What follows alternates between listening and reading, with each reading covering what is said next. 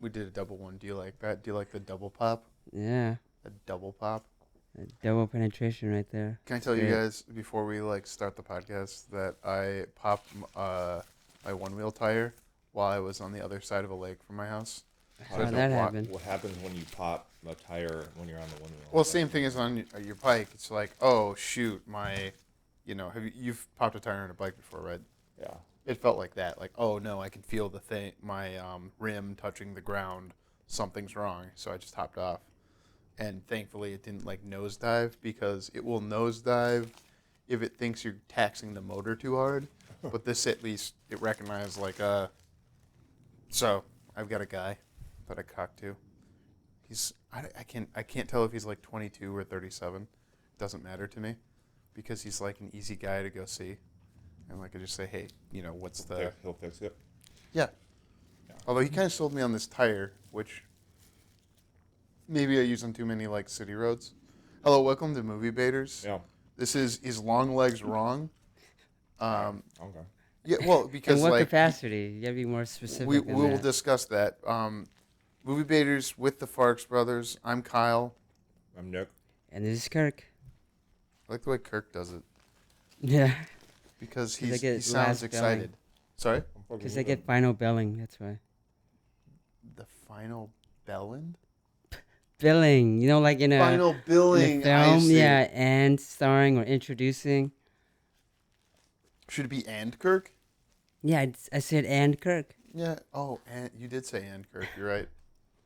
So we saw Longlegs. We're gonna debate. So where I was going with is Longlegs wrong?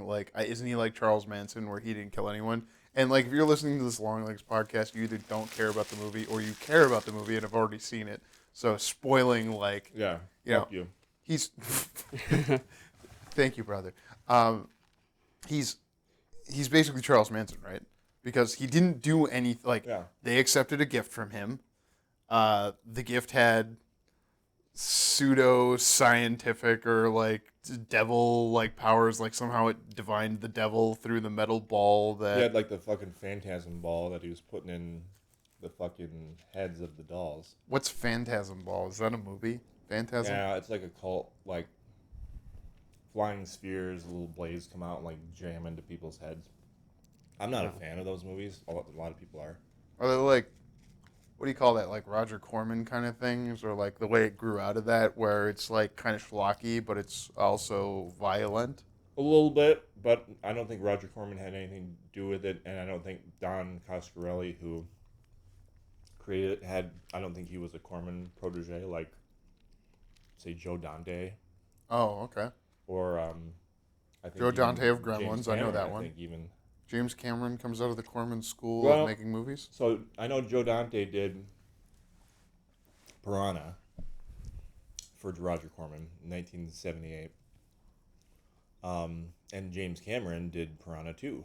Yeah. So I'm going to assume that Piranha 2 was also Roger Corman. I don't know this for a fact. Sometimes these things change ownership or whatever. But My point is just that, if he didn't smash his face into the table, which was funny to me, it was not scary. And I don't think it was supposed to be funny in there. Well, it wasn't supposed. They didn't intend it to be funny, but because that's when you first see his face, and it's Michael Jackson. Yeah, that's what I was gonna say. Yeah, that was the first time I saw it. He looks just like Michael Jackson. Well, you heard the bullshit marketing thing they did, where she has a resting heart rate of 70 beats per minute, and I used to think 70 was bad, because when I was a kid I'd get 56. Oh, in the 60s. Micah is out of shape, is what you're saying. I'm calling Micah out. Is that what her name is? I mean, she does breathe pretty heavily and but it's a tactic, right? That they probably use to study your breathing in some way. How hard she was breathing in the scenes. No. So supposedly what they did is didn't let her see Nic Cage until that scene, where she sees what he looks like, and we, the audience, see what he looks like for the first. Well, I guess we see him earlier. You see one half of his face, or one quadrant of his face at a time in the because he the drugstore or whatever. He's buying his face cream or whatever the fuck he's buying. Yes, and he covers his face with his hands and does. But again, so he's just weird, and You can't arrest stupid, as the cops say. So I think if he had not killed himself, had it gone to trial, he would get off because he didn't. Yeah. That okay? So we're on the same. So here's another debate point, since we all agree on like the innocence of Longlegs, who is somewhat like you. I heard someone argue you could take him out of the plot, and the plot would still work because it's devil shit with a nun.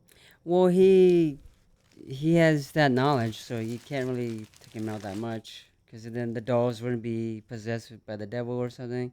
Wouldn't really work, right? He'd still have to be there in the background. Yeah. You don't need him in the drugstore buying his face cream. You don't need him singing, like bursting into song.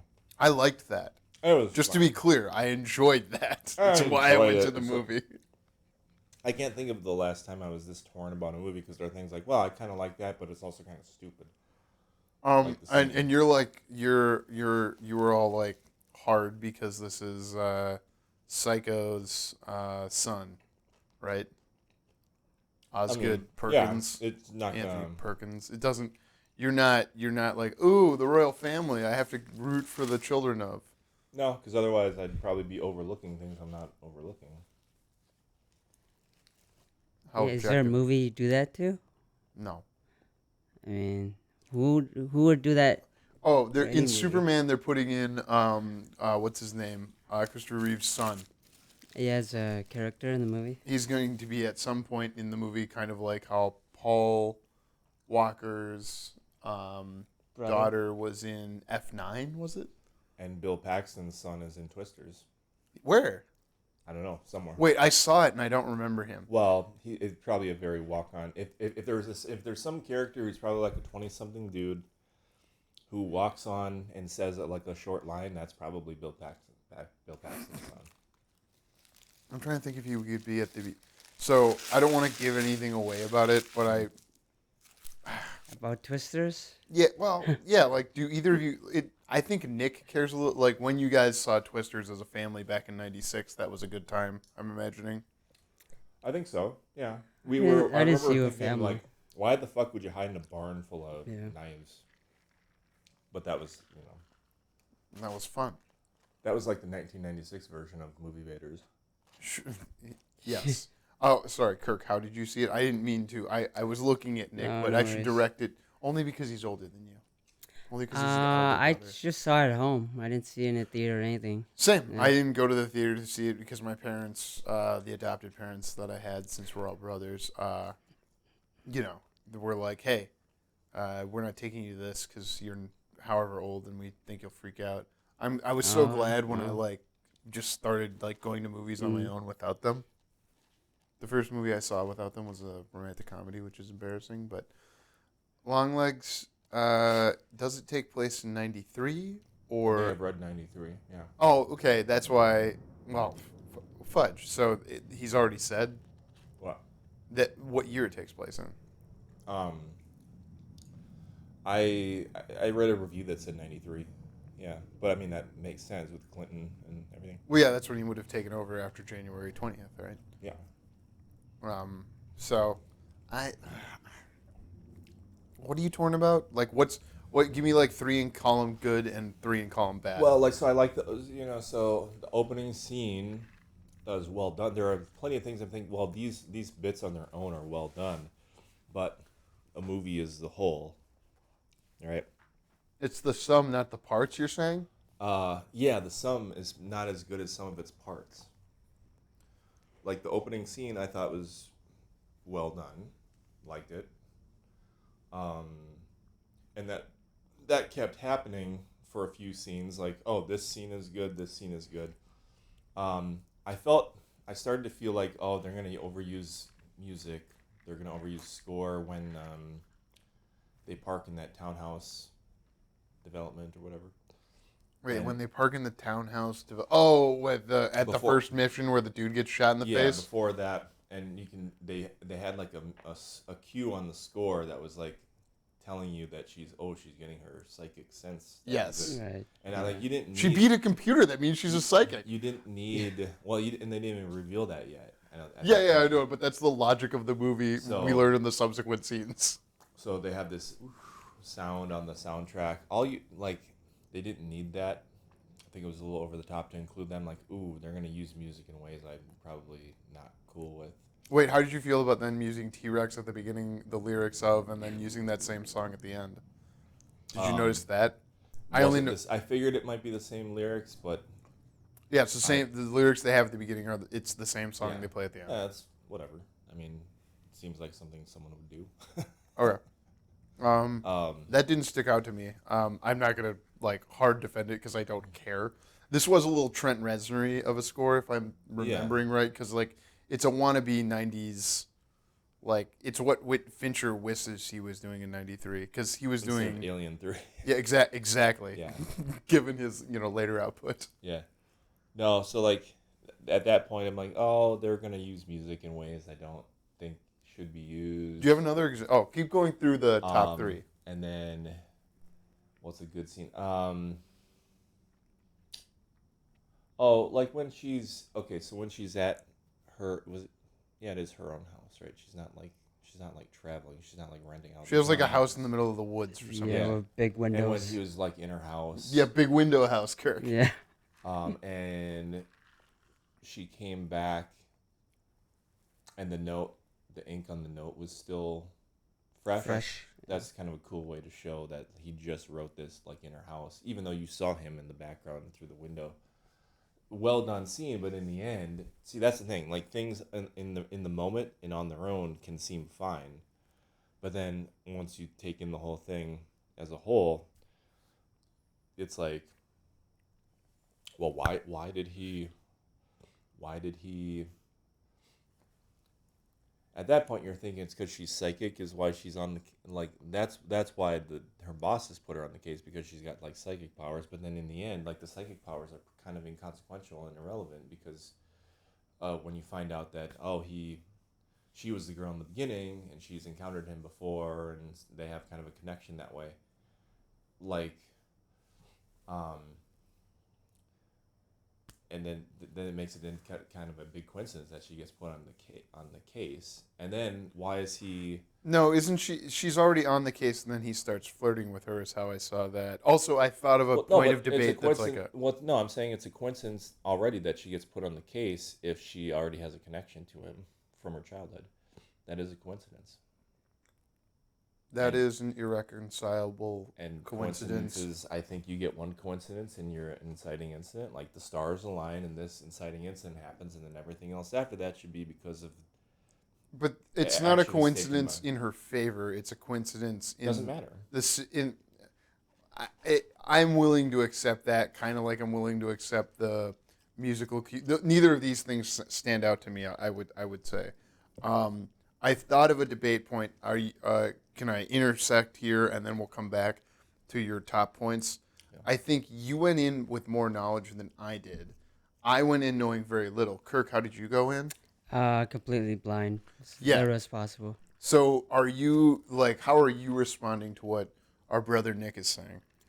I mean, Nick is making some fair points. It does seem kind of weird that he would help her then, because then does he want to get caught? Because eventually it's the Hannibal Clarice thing. I saw it as like a flirtation between them. Like he's a weird guy who doesn't know how to connect with people. Like when he's talking to the woman in the store, she's kind of a similar young girl type thing. And these weirdos are always like, I heard someone saying today, we know which ones are going to be the school shooters. We should stop being polite about this.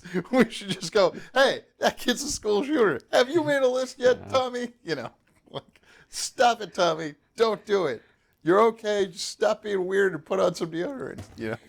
But still let him buy a gun, because that would be taking his rights if you didn't.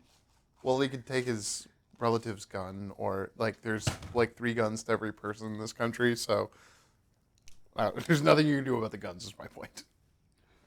All right. I'm sure there's many policy things or enforcing of the laws in the books that could be done. I don't want to sidetrack from that. Although, just quickly.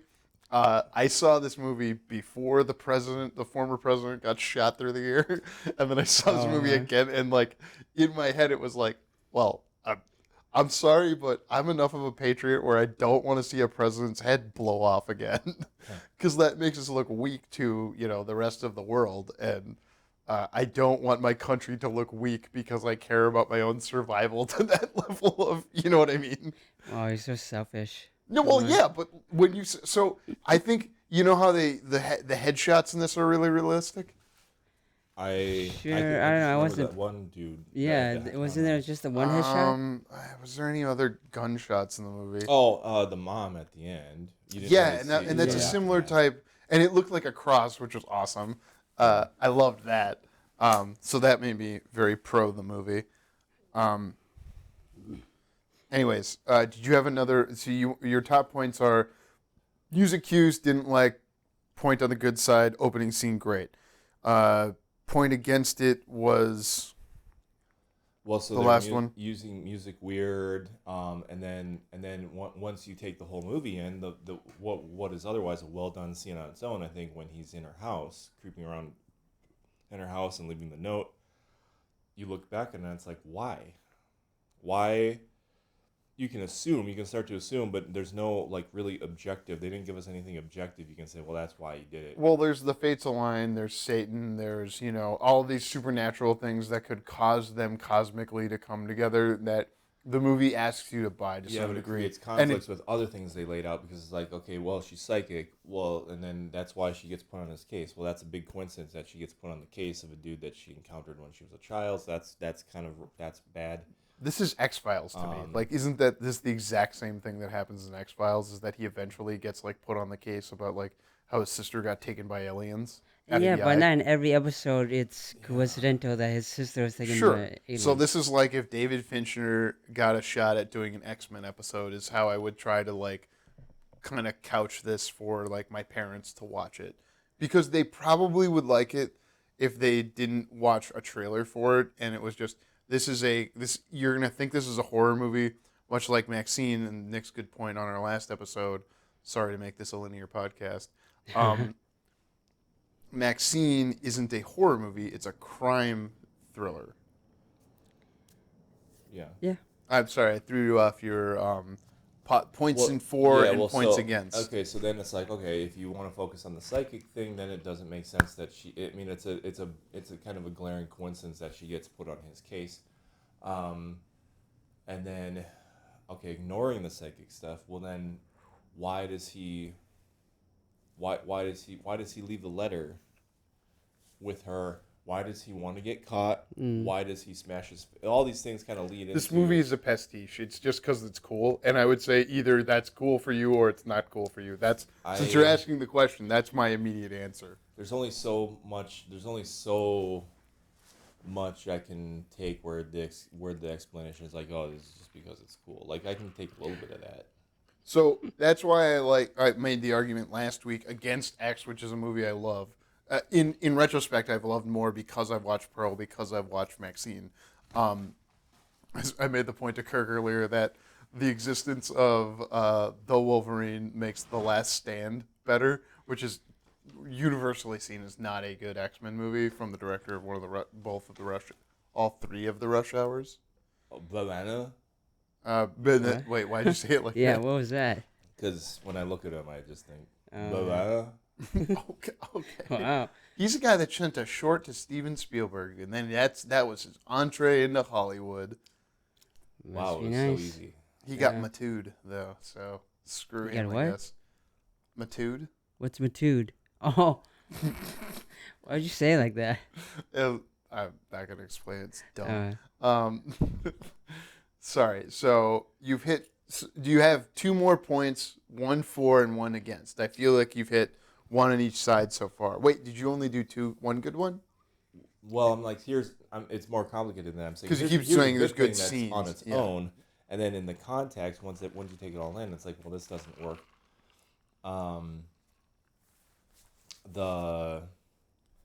I don't know, like, on its own, the scene of him going to the drugstore is like well done and creepy, but then in the full context, like, why did we need that? Why did we need him in the car yelling, "Mommy!" Oh, wait. Daddy! I That's actually strange. needed the context of him because when he kills himself and the plot revolves so much around him having done all this, him having to put these dolls together and stuff, whether or not I believe the devil is real Yeah. in the movie, like, I'm not sure I know whether or not the movie believes the devil is real, but I know it believes that evil is real and that maybe this guy is able to do, like, summon some sort of evil through this weird psionic device he makes. That part I think is pretty objective because of the ending scene. Like her boss turns evil, kills his wife. But they have the thing in the house, the doll, which is basically like, it made me think, it's again because this movie is pastiche, it made me think of Annabelle and it what made other me one? think of Conjuring 3, where they were leaving cursed little totems under the house. Yeah, that's right. And that was possessing everyone. But no, like that seems pretty objective that something was evil about the dolls, because how else do you end up with over 30 years, however many families he did it to?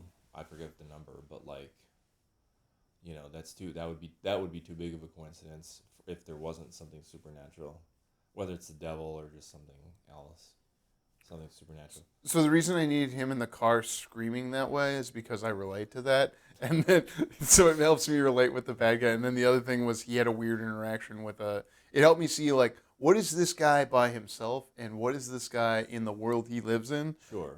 Dad, the weirdo's here again. Yeah, which is the director's daughter, by the way. Oh wow. Good for I them. know that. Yeah. The grandchild of the killing. That girl's the grandchild of Norman Bates. Yeah. Norman Bates' granddaughter. We've had 2 Bates references in the past 2.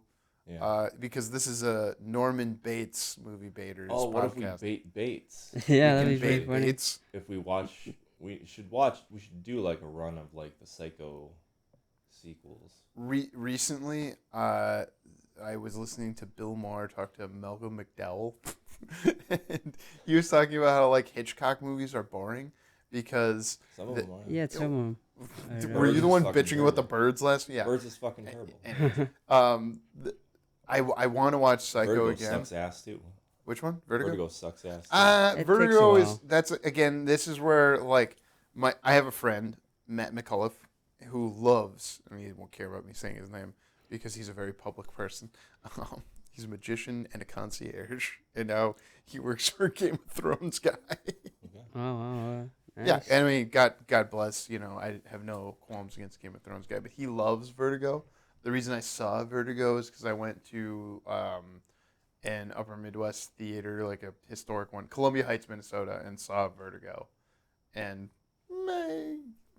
it's such a weird movie that I imagine, like, people in Mad Men times watching it and going, were they on drugs? Because, like, the drugs get weirder. Like, they get a lot of coke between late 70s and the early 80s, right? Yeah. And then, like, before that, it's like pot and psychedelics. And then they take Charles Manson and they MK Ultra him and go, hey, now do this to other people. And, I guess I don't know to what degree we're supposed to accept that Charles Manson got, we know that he was in government programs where he was given drugs, kind of thing. Oh, it was okay. Yeah, there's MK Ultra is a program you can look I've up. heard of it. Yeah, and that's why I'm making the argument for Longlegs that he didn't commit any crimes, but you just accepted that from the beginning. Well, it's true. Yeah, on paper he didn't. Yeah, he didn't. Unless the FBI was gonna start believing in the devil. Yeah, but I mean, Manson was convicted for conspiracy to commit murder. I mean, technically Yeah. they could charge him with that. And he was, like, found guilty of first-degree murder. Well, but there he is had that human caveat. people telling, "Go kill the pigs." You know Yes, what I mean? And but he was still convicted by a jury of his peers of first-degree murder. So essentially, he committed the act of murder. well, because even he though he didn't was saying physically do specifically it. go to. Whereas this guy's putting dolls, and then later on, it's not even him. It's a woman. A woman he made a deal with, posing as a nun, going and putting dolls in people's houses. So he's, Yes, which also, like, okay, he still has to make the fucking dolls. But then, how does he give the dolls to her? We didn't see that. Like, I'm just. Well, I so thought convoluted. it was that he lives under the house, right? He lives in the basement of her mom's house. Is that it? Yeah. Really? Really? You think he lives in the basement of I haven't heard that theory. I like well, it. the shots are So, aren't they correlated? um, Like I do not have a good answer for you. I was going to go with what I heard was that because the culprits of the murders are the fathers, Yeah. whereas this girl doesn't have a father, because she doesn't have a Right. father, he couldn't put a doll in her house to kill her. So instead, because she came in the presence of the devil through Nicolas Cage and his evil devices, she then gets roped into a deal with the devil. Like, well, we'll spare your daughter from hell if you deliver these dolls. That's the deal? The I nun guess. mom thing she made. I'm just gonna call her nun No, mom. I thought the mom just made the deal because she didn't want to die and she didn't want her daughter to die. Not that I the thought, but father was specifically go to missing. hell, because it's like Drag Me to Hell, where it's Eh, like I don't know. you're gonna go to hell if you. Well, she might have believed that because of she was like, a Christian fundamentalist, but like, Yes. yeah, They were out in the middle of nowhere, and where does this take place? It takes place in Washington or Oregon, doesn't it? Because Yeah, it's Oregon. Pacific Northwest. yeah, Yeah. yeah, Yeah, again, X-Files. Doesn't X-Files take place in the Pacific Northwest? I think so. Yeah, this is just David Fincher doing an X-Files, and like that's a great pitch for a movie, and this movie was essentially a pastiche of that. I could make arguments for how all the pieces fit together, and I'm sure the director could too. Yeah, yeah. No, I think like there are a lot of the scenes on their own I like. It's the overall where I'm like, well, why did you even need like? Okay, I feel like the whole like Longlegs, like the look, the appearance, I think was pretty gimmicky. Like, why did he need to look? Why did he need to look? Well, that's that just way? because glam rock and rock at like the late '70s and early '80s was like a how do you put it? Well, the hair and everything. There was like a sure. lot of devil shit though, and it's like yeah. this guy glam rocked so hard he like met the devil, and then the devil used him as his emissary to make his. That's a metal. fine backstory. I don't mind that like the. But that's theoretical in the movie. backstory. The movie says, or like the movie more or less kind of gives you that impression by, I don't know. Well, I The- don't think they ever came out and said that. I don't mind. I would accept that as a backstory for him. Well, then why else would he be singing the songs? And Why like does he's he aware why of does he love he's aware of the T-Rex? music, I would say. Yeah. He's singing T-Rex. He listens to T-Rex on his way to the drugstore. But no, I'm just saying that the whole face, like what's going on with his face? They went out of their way to make him, like, and his hands aren't white because when you see his hands in that opening scene, his hands are normal color, but then when you see those 3 frames of him leaning into frame before they cut to the title, you can see the contrast between his hands and his face. Like, I just think I feel like that was driven more by like, oh, wouldn't it be really cool if we made him look really fucked up and we got a really well-known actor to play him and that would be a big marketing thing and we won't show his face and that. Well, like, Nick produced it too. he didn't have. So Well, I Yeah, assume he was had that- some, he had some managerial decision making in that. So it's like maybe he's part of it, partly to blame. I don't know. I'm just saying whoever made the decision, and I'm saying like I don't know if that was like. There are plenty of other villains who have managed to be scary without being just randomly fucked up looking for no explanation. Like, we don't know what happened to this guy. Well, Or if he that's- had like a lot of bad plastic surgery or something like that. I've got a counter. Then it's the Joker argument. Like knowing how the Joker got his the mouth scar. the mouth scars makes it scarier to not know, and they show that in I think Nolan's kind of out of the same Fincher, like Nolan's like a more sci-fi enabled Fincher, Sure. and because of his brother probably. But I would argue Joker had a reason to do that, though. We know why he looks that way. We don't know why because he he's- cuts it himself. Yeah, he does it himself. He's But crazy. he tells all he's- these. We assume that of him. We do, the movie doesn't like. What we're talking not about, The Dark outright. Knight. Yeah, I've at least seen that. Yes, I know you've at least seen. That's why I would say Logan is on the Dark Knight level. You should see Logan, and I saw Longlegs 1.5 times. Did you guys catch when I fell asleep? We we you heard snoring, it. Yeah, I think the whole theater did. Really? Yeah.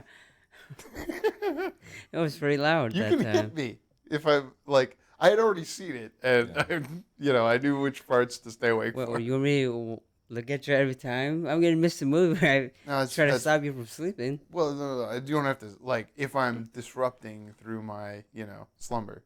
I've slept in so many movies and, like, I just know that that's the best sleep. That's sleep I needed. That's good to hear. Do you guys get enough sleep? I did, yeah.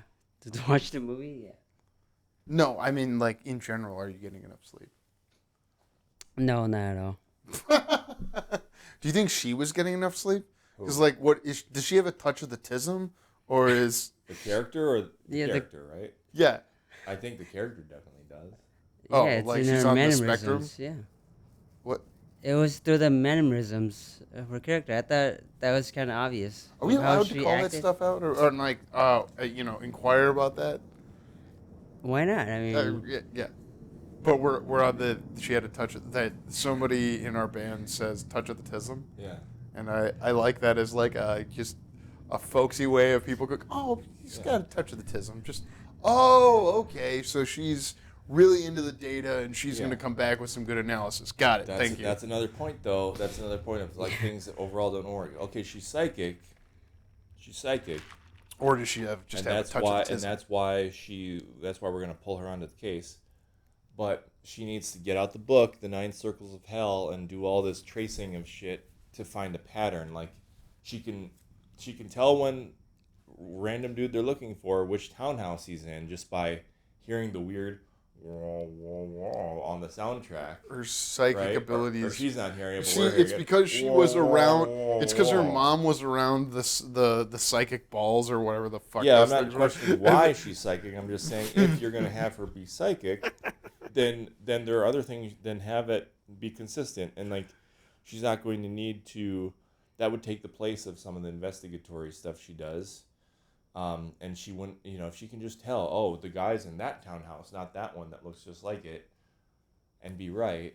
Why does she need to go through this book and do all this tracing and find this pattern and this diagram and figure out the numbers? I think it revealed some like key numbers, and that's where she knew he was going to strike again. So to some degree, this is a professional doing their work, and they're showing us a professional doing their. They're not explaining it to us because it's like you just have to trust that they're trying to show us the work, kind of like in fucking the Seven movie when they go to the library.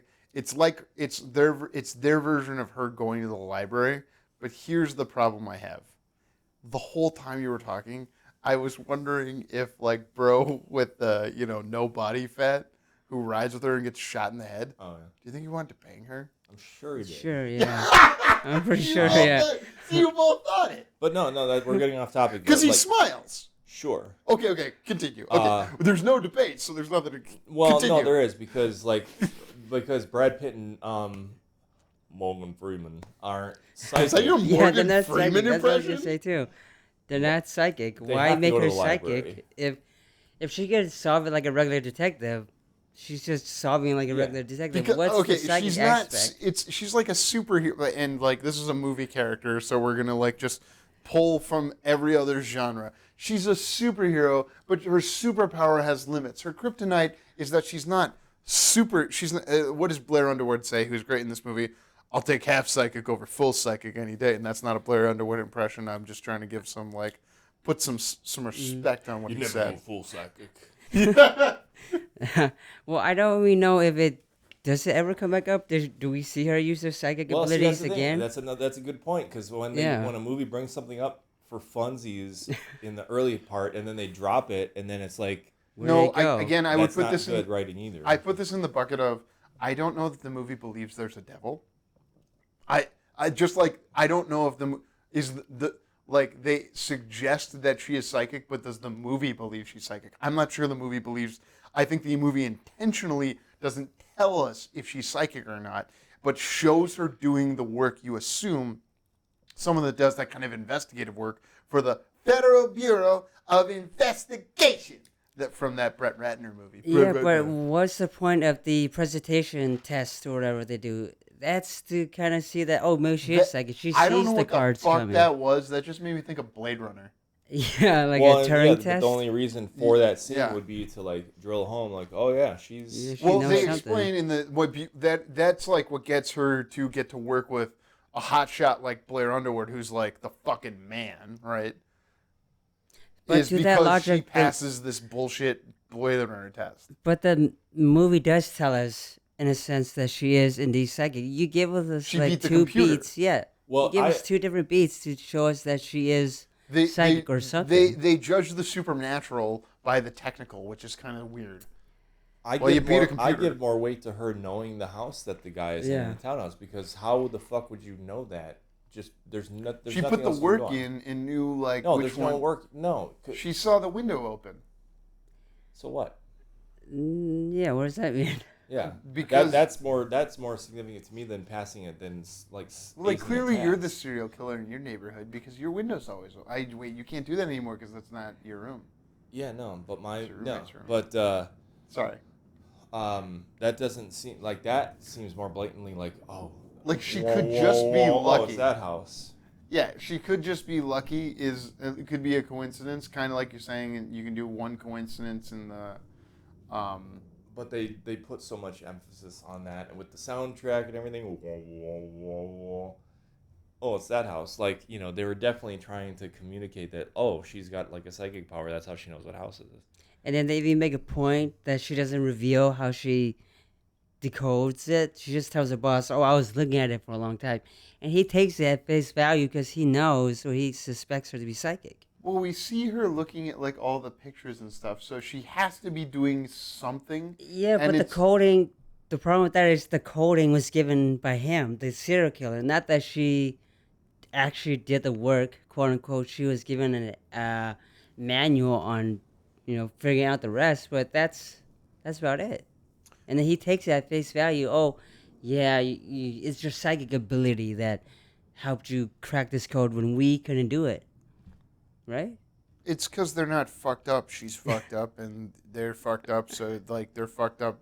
The broken part in them attracts the broken part in her, and like it's not that she's specifically broken. She can fix these guys, Well, but she doesn't. She fixes them by So I putting think them away. I bottom line, I think you could have gotten rid of the whole psychic angle. You didn't really need it.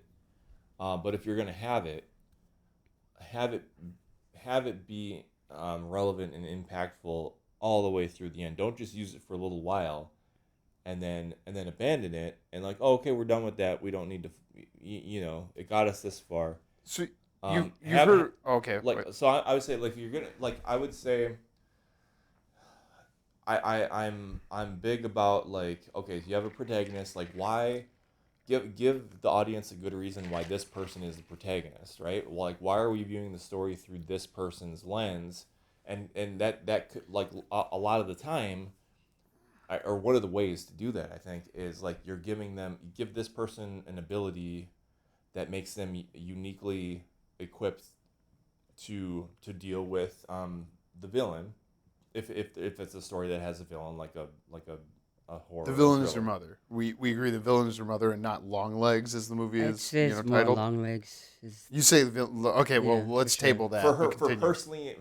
personally, I think her arc had more to do with her mom. Longlegs was a more overall villain. I've got to come back on like why her, and then why she's like just generally the protagonist is the best like person for us to relate to the story from. That's why they're the protagonist, right? So taking that, so I think I can make you relate to her specifically in a way that only I would know as your brother. That's so gay. Sorry, I love you in a was that Philadelphia? Is that what gay?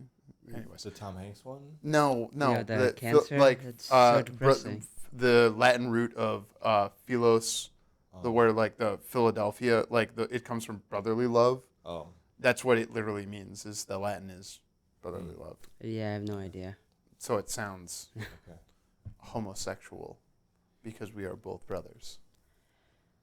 Okay, so Oh, what I was saying. Was, So what? No, wait, no. I What didn't finish, so though. wait, I didn't finish how it relates to you. So she takes all this information in, and then she needs to do like processing in the back of her head, and like we see her taking the information in, and we don't know if she's half psychic, as Blair Underwood calls it, or if she is like using her touch of the dism to put the data together and find the thing that no one else could find because she's a beautiful mind, Russell Crowe. That's what I think. She's Russell Crowe in a beautiful mind, and we're just supposed to accept that all these numbers on the board, she stares at them for a while, makes science. Well, okay, I still have a problem with it because in the end, what does he do? He turns himself in. Did she get him to turn himself in with her? Like, what was her? What, like, I want to see protagonists where they have like they're uniquely equipped to deal with the villain, and that actually brings about. It's consequential, and whereas when someone, so I mean, here. You could look at an example of a good movie, which is Seven, and where the villain turns himself in that movie. Like, did Brad Pitt and Morgan Freeman get him to turn himself in? No, it kind of seems like that was the plan all along. So you could even fault Seven for that, maybe. You stalked yourself. You just baited yourself from it's a good movie to I don't know. Into like, well, that's a problem. It's a good movie, but like, no, I'm never like it's hard to unless it's Night Swim. I'm like Yeah. well, it could be. It's one of the greatest cinematic achievements a little of bit the good. year. There's good and there's bad. Seven is mostly great, but that's like I think that's a. Seven is mostly great. Yeah. That's one. If I had to pick a flaw with it, it'd probably be that. But like. Because it ties into the whole thing where the protagonist should be active and not passive. So,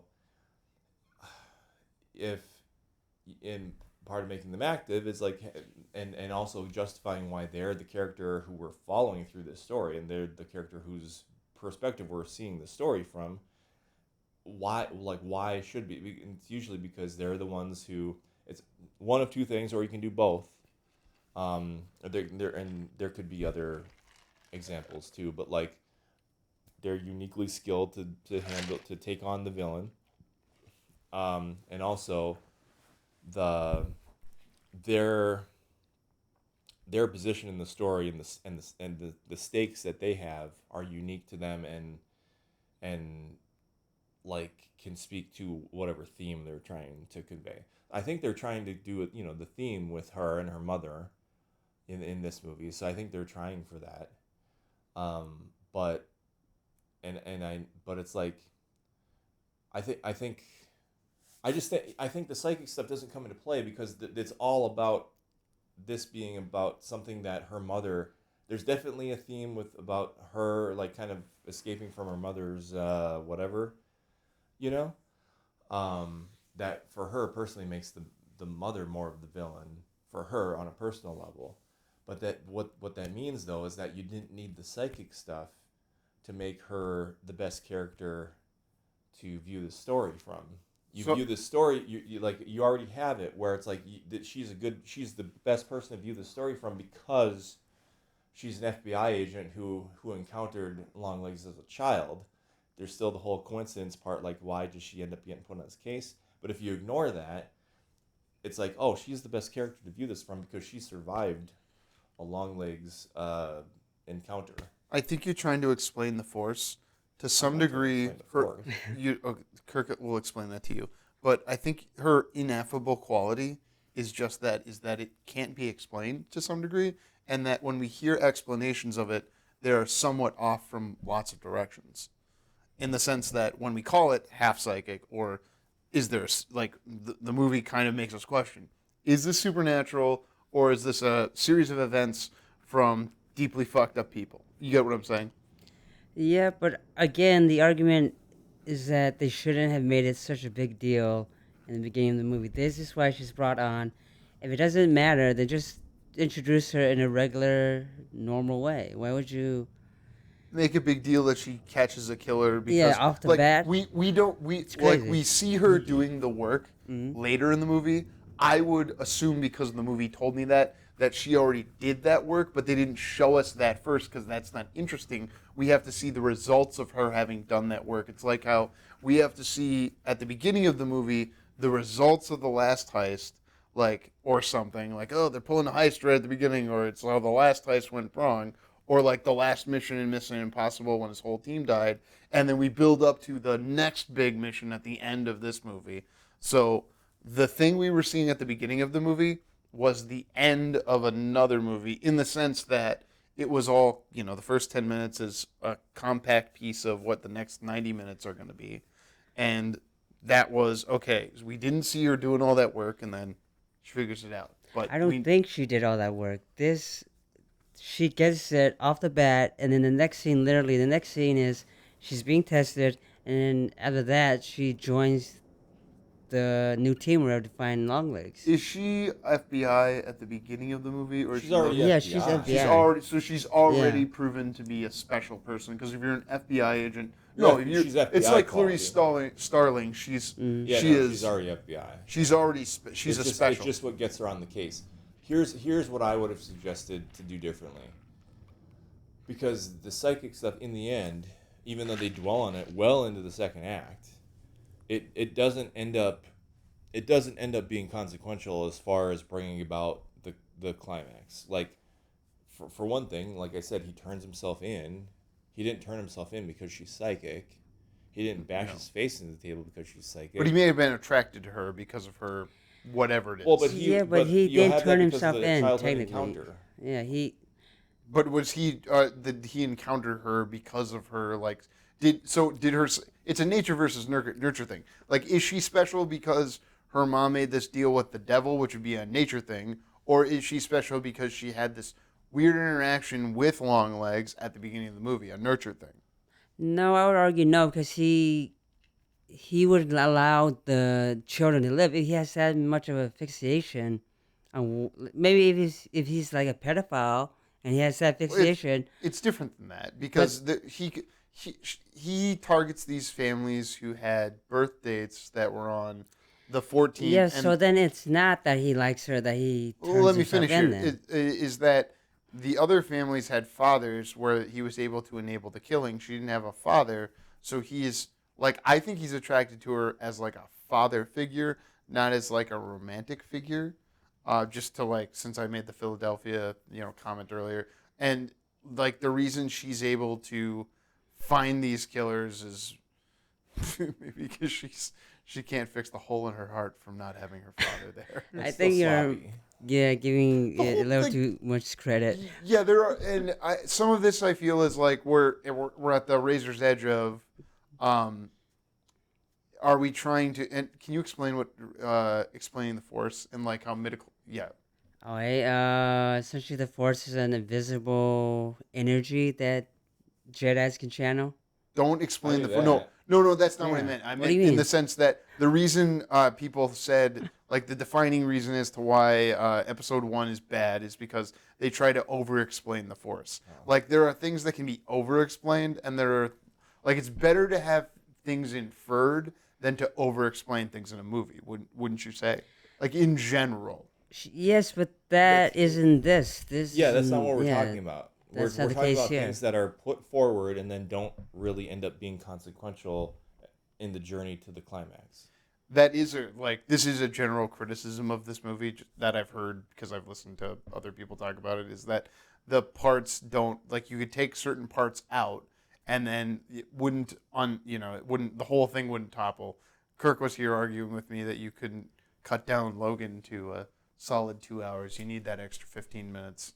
But in this, it's like, well, I'm not sure what could be cut out, and what would still. You would cut out the whole psychic subplot because you don't Yeah, need you it cut that. if the connection ends up being. So what I think you would do, one way I think you could do it to make it cleaner is. Well, first of all, you get rid of the psychic stuff, and she ends up on the case through. I would think. I would want it to be less coincidental, where he leaves a clue that, Causes her to pursue it. no, well, that makes it seem like, okay, we don't like something personal about her that would bring her into it. Like, okay, he's mentioning you in his letter or something like that, and now he knows you for some reason, so he needs you on the something like that. Where Well, isn't it that he brings her in by delivering her the letter, and then she brings the letter to? She's already on the case though at that point. What is the case there? Are we sure it's the same case when she's in the car with the lady? They're talking about he killed the father killed whatever. It was the last. It wasn't even maybe the most recent one. I guess it was. It's a murder suicide. They're seeing a pattern in murder suicide. Yeah. So here's part of what I think this is because the FBI is such a bureaucratic institution that for this movie to work as a procedural and not as a horror movie, the other things we've described it as, but for it to work as a procedural, she has to go through some procedure to get put on what would be considered a major case within the FBI. Hey, working on the 20 different murder-suicides that have happened around the country, that's a major case. It's continue. Well, go ahead. Well, what I was going to say is when I'm making the comparison to X-Files, part of the bullshit with X-Files is the bullshit with Law and Order is that you never get that all solved in a week. Those cases are done over months and months and years. And this movie is trying to, even though it's dealing with does the supernatural exist, gain some verisimilitude with the process and procedure that would go around being in the FBI, I assume. Yeah, well, I'm not faulting them for having scenes that are showing the process or the procedure. I'm just saying the reason they brought her on the case, the reason they bring her on the case is because of the psychic stuff that I think they should have gotten rid of entirely. That ends up being coincidental because it doesn't really pay off. It doesn't really bring us to the conclusion later on. They drop it, and then it's not a thing anymore. Because part of the psychic stuff is now the testing thing, right? You're talking about the testing thing, it's the psychic, her finding the guy, and then him going, oh, I think you're half psychic. All three of these things make up the psychic thing. But then they still kind of dwelled on it well into the second act, because this is where me kind of knowing what the twist was at the end allowed me to actually appreciate some of the foreshadowing. Okay. Well, because they're sitting in the hotel bar or whatever it is, and it was mentioned he has helper. He has a helper. Who is it? A family member or something like that? And I'm like, well, I knew already that it was the mom. Oh, you went in knowing it was the mom? Again, I knew that. I feel like I didn't try to know that. I thought I was reading an article about Nicolas Cage's acting process or whatever, and they end up giving it away. What the fuck? Yeah, they didn't worry about spoilers, but whatever. Constant. So I was able to appreciate some of the foreshadowing that if I didn't know, I wouldn't have known. I wouldn't have positively. Who knows if I would have picked up on that as foreshadowing, but but they're still dwelling on it. Even in that same scene, she's using her psychic sense,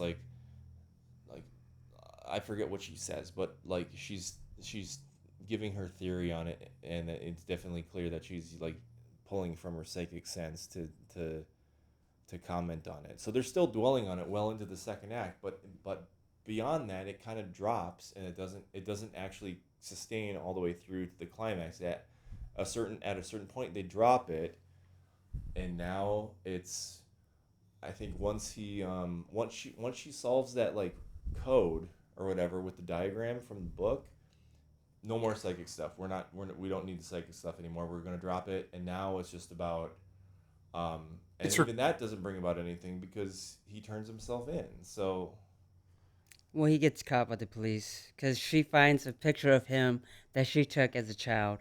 Oh, which I thought also was a little too much. If she has this psychic ability, why can't she see his face? Yeah. But she has. You guys were ignoring the climax of the movie, but sorry, continue. Yeah, but she has to go back home to find the chest, to look into these photos. Oh, I took a picture. Here it is. And then they find him at a bus stop because suddenly he knows he's been caught. That's the thing. I guess I shouldn't say he turned himself in, but it looked like he was prepared to be caught. They don't make it clear if it's because of the thing she did or if it's because he called himself he did something to get caught. Yeah. And I'm glad we somewhat don't know if he chose to get caught. Clearly it has to do. I would still argue it still has something to do with his interaction with her that leads to this happening, but he's been leading to this happening because apparently he wants to kill himself and That's the thing. What is the devil's plan in this? Because he's losing his emissaries. Well, If the devil exists in the movie. Yeah, like, is there a certain number? They never established rules. Like, is there a certain number he needs to do? Why is he doing it more frequently now in the present day than? Well, I don't believe he's actually dealing with the devil. I think he's just actually a crazy smart person. He's both a person who has gone insane in some way that causes him to make these things that kill people, but he also has to be some sort of genius engineer to be able to make the things, think of the things, and But manufacture it has them. to be supernatural if you put this doll in a home and it turns the people, the father specifically, into a murderer. Like that's. Can I tell you what I thought it was? Objectively supernatural. I thought it was the South Park fart note, or like the shit note, the brown note. Have you remember that? No. No. Where there's a note you could play that would make people poop. But that's South Park. Excuse me. That's hilarious. That's And there's fine. truth in comedy. And I just thought it was like, maybe there's some bullshit, like, sound wave you could put in this metal ball that would emanate and hit XY chromosomes and make them kill the XXs. The only problem with that is that the mom shot the daughter's mannequin, whatever, copy, and smoke, like supernatural smoke, came out of it. You guys remember that scene? Oh. Yeah, I Yeah, don't so, know I if mean- the smoke was supernatural and I not mean, some come sort of on. advanced form. Like, is the movie fantasy or is it sci-fi? I think you're right. definitely It's not fantasy. sci-fi. What? It's definitely not sci-fi. I wouldn't call this sci-fi. Well, like, is Megan fantasy?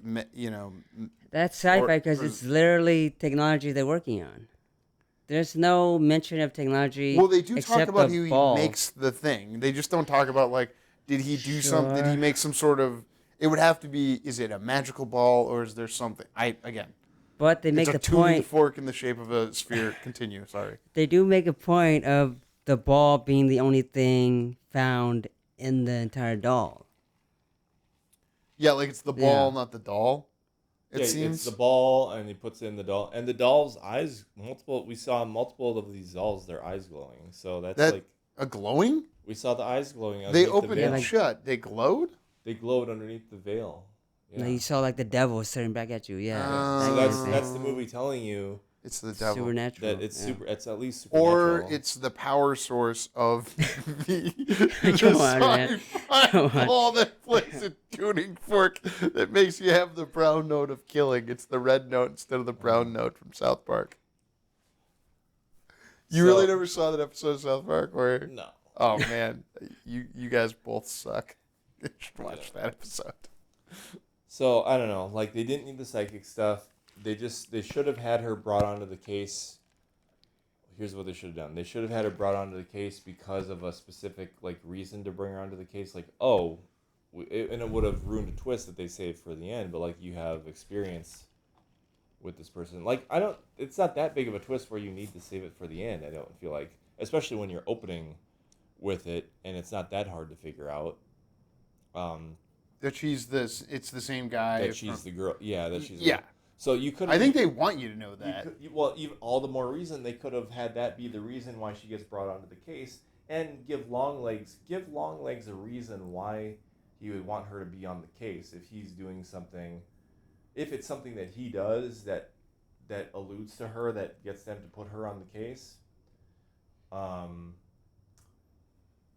Give him a reason why he wants her on the case, but there was no reason why he would want her on the case. Why he's leaving a note for her in her house. All he has to do, it seems to me, is just to continue going about his making dolls, and the mom's going to deliver them, and that's all he has to do. So why does he take this side quest and leaving a note in her house? It doesn't make any sense. The scene itself is well done, but it just doesn't.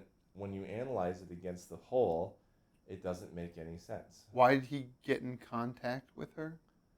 Yeah, it doesn't really make any sense to me. It's because Well, like the devil made him do. Like, couldn't the That's- argument for all these things be the devil made him do it? That's I'm kinda going the that's- other direction of my that's sci-fi too easy. argument now. That's too easy. Like you could say that, but it's like if we go that easy route, then everything in every movie always makes sense.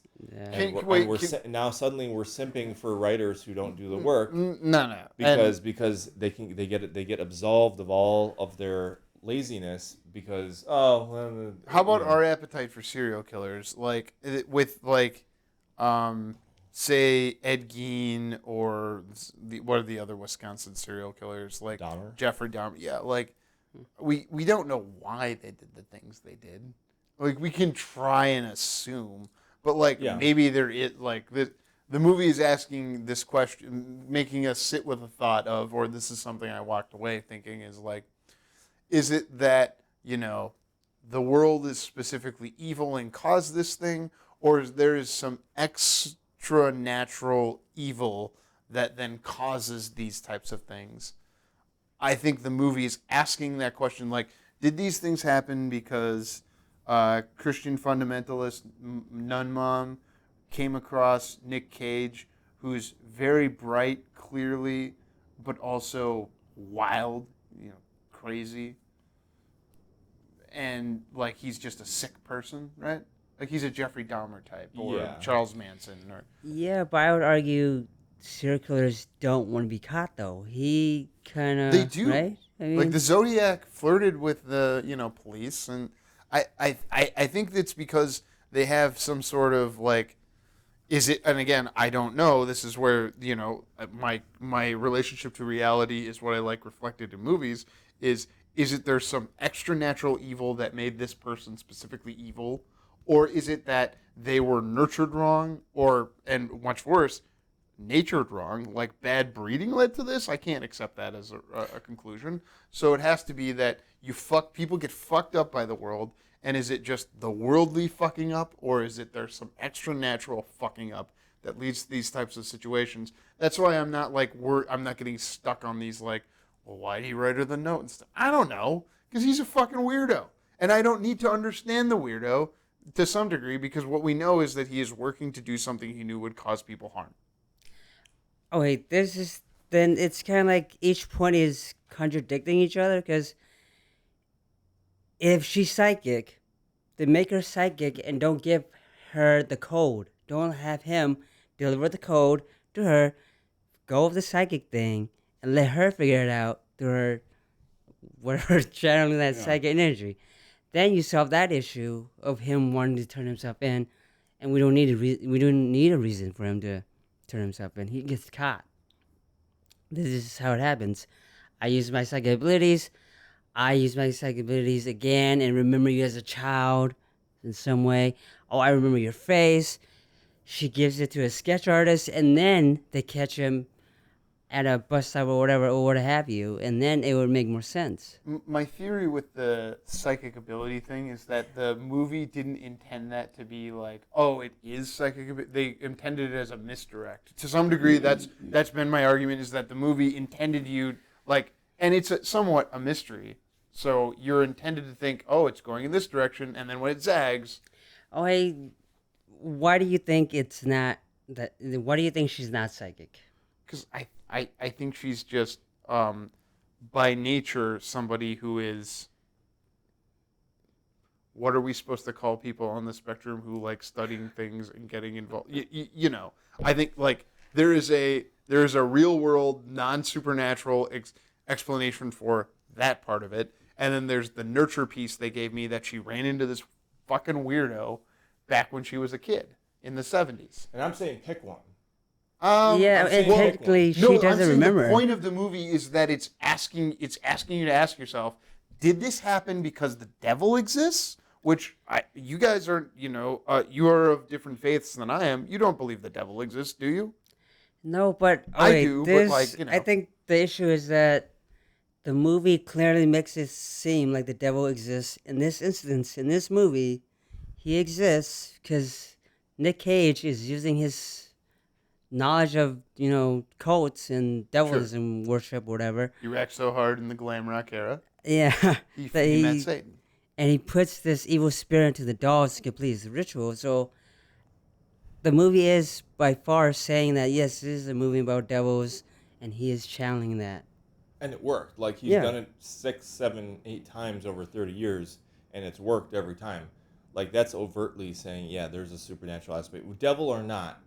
There's a Well, supernatural there are aspect. serial killers in our reality who have killed multiple parties over. But we know no, this is different because we know that it's the father of every individual family. There's not a serial killer doing it.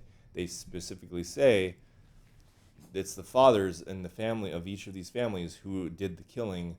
There's someone else there who left to know it, but he didn't do any of the killing. So what grounded in reality, non-supernatural method can you do over 30 years where you're gonna make the father of a family kill the mother and the daughter? Like there really is nothing. Charles Manson it's plus overtly- Jeffrey Dahmer is my argument. Yeah, but No, he Charles said- Manson met his victims, or he met people to tell Right. other people to do and he stuff sent for him. flesh Yeah. and blood people to go kill them. It's different. Well, This is they are specifically saying the father did the killing. because of a thing that's put in the house, Conjuring 3 style. They don't know that because they're FBI. They don't believe in the devil or. They're But not they looking at find a that. metal ball that then makes them go, huh. It makes them go, huh? But I'm saying, That was my Jon Stewart huh from 2 sure, weeks ago. sure. But I'm saying, it's not about it. It's not the movie is not asking whether or not supernatural exists. It's because it's overtly like there is no logical explanation for it that doesn't involve the supernatural. The deadpan nature of the movie makes me think that they at least want me to think this could not be supernatural throughout. And I could maybe the ultimate bait of this is that I'm trying to say there's an explanation for the movie that is, hey, maybe it's not supernatural. It's just fucked up people doing fucked up shit, which exists in the real world. Fucked up shit happens, but then there's too many coincidences that lead the people into yes. this. And that's why. If that gets me to ask if there's extranatural evil in the world, that's a good use of my time. That's how I see the movie. Yeah, but that doesn't necessarily mean it makes for a good story or a coherent story. You know what I mean? I thought Maxine was better than Longlegs, and that's not an interesting bait since I'm not sure. How do you guys feel about that? Do you think Maxine was better than Longlegs? I think its goalpost its bar that it was aiming for wasn't as high, so it's easier to. I think it achieved what it was going for more than Longlegs. Well, I don't know what they were really. Maxine had a higher bar to clear. Longlegs had a lower bar to clear. They each cleared their bars in different ways. Is that what you're saying? I'm saying Longlegs is aiming up here. Maxine is aiming here. Oh, you think Maxine? You're using hand gestures on an audio podcast. Yeah. Maxine's aiming lower than Longlegs. Well, they just didn't. Again, like I said on the thing about Maxine, it's about how you end something. If you throw a scene in at the end that makes it seem like we're supposed to be witnessing the end of some arc, then we're gonna feel like, or I'm gonna watch it and feel like, okay, well, they're telling me that this is significant. Wait, okay. What do you think the movie thinks the protagonist's arc is? Because I'm not sure. That was my whole argument last time. Is I don't know. They make it seem like she has an arc, but she really doesn't. Oh, Maxine. And so the fact that they yeah, have but this let's scene, focus on Longlegs. What do you think? Okay. No, well, see, it's clearer to me in Longlegs. She escaped out from under her mother. Yeah, so the arc is that she needs to identify that the real harm in her life was her mother. Something along those lines. It seemed more obvious. That seemed more obvious than any sort of arc in Maxine, because Maxine didn't seem to have an arc. And so they were aiming for something because they tried to make it feel like she had an arc by adding these scenes, especially the scene at the end right before the credits rolled. That scene has weight to it where it feels like it's supposed to be significant, but it's like you're just picking a fancy word out of the dictionary and saying it, but you're not forming a sentence with it. The No, scene like, at the end of Longlegs? no, Maxine. Maxine again. Okay. Where she's like they're lingering on her, and she's like, "I want to be a star. I want to last Oh, forever." because like someone listening to this might not have seen Maxine. You might be, That's, too bad. focusing on. Yeah. How are you relating that to Longlegs? Is what I'm asking. Well, I'm saying that the bar wasn't quite as high because they're emulating like an '80s like giallo crime thing, and Longlegs is going for like super elevated Neo noir crime thriller with supernatural elements. Yeah, and the style you can just tell they're aiming for like a very elevated bar that Maxine wasn't. On the other hand, though, Maxine was trying to elevate a little bit by having an arc, but I don't think they pulled it off because the character didn't have an arc. Okay, so I just need to like adamantly fight back here on like the the cinematographic goals of the movies are different, but I'm not going to say that 90s like because it's clearly a 90s aesthetic of like how movies were made in the 90s. There aren't like the kind of digital camera work you would see now in the movie Longlegs, right? And then to the same point, Maxine is going for something that was done 10 years prior, well, 8 years prior to Longlegs, which was destined for VHS ultimately, like many of the Friday the 13th sequels or something like that. Yeah. So like just because like they're different targets, but I wouldn't elevate one or the other is kind of what I'm trying to argue here. Does that make sense? I guess I'm just saying like I just felt like the bar was lower with Maxine, so it was easier for them to hit more of the boxes. If you have like a row of boxes they're hitting and they're all lower, it hits more of them because they're all lower. But one of those that they didn't hit was trying to have an arc. I felt them trying to have an arc and they didn't. But overall, they hit their lower bar more than Longlegs hit its higher bar. Longlegs had a higher bar and It filled felt like less it boxes. It felt like it had a higher bar. That bar made up of boxes to tick that are all at a higher level, and it hit some of them.